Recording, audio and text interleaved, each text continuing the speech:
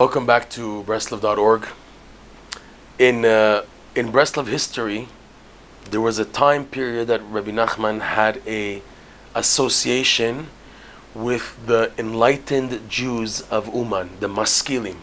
These were very highly intellectual, secular Jews who lived in Uman and had great stature and prominence throughout the Russian Empire. Each one of these three maskilim, they received, as a token of honor of their great knowledge, each one received a golden sword from the Tsar of Russia, who had lived in Russia at the time of the 1800s, the early 1800s, the turn of the century, leading into the 1800s. When Rebbe Nachman passed through the city of Uman on the way to live in the city of Breslov, which we're talking about the year 1802, he spent a few days or up to a week or a few weeks, a little bit of time in the city of Uman. And these maskilim, these leading intellectual Jews, had a custom to mock and make fun of any new religious rabbinical figure who tried to come to visit Uman. So when they came to Rebbe Nachman, he so amazed them that they were taken aback. So once they wanted to ask a very difficult question to Rebbe Nachman, a question which their teacher, whose name was Naftali Weisel.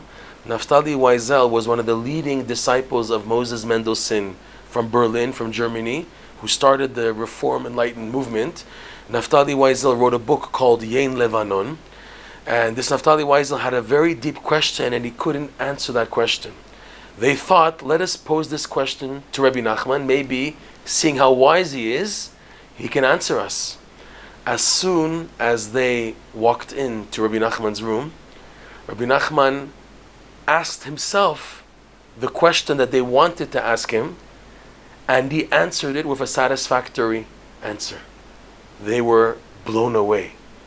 They said like this first: we see, first of all, that you knew the answer to the question, so therefore you are much wiser and smarter than our mentor, Naftali Weisel. But our second question is, how did you know that we were coming to ask you this question? So Rebbe Nachman answered them that somebody with a pure mind can read the thoughts of another person. They accepted his answer, but after hearing that, they were blown away even more, with shame and embarrassment in front of him, because he can read their minds. The point of the story, Rebbe Nachman's teaching, a person who has a pure mind can read the thoughts of somebody else. And it just shows you to what extent a person can reach by sanctifying himself in this world.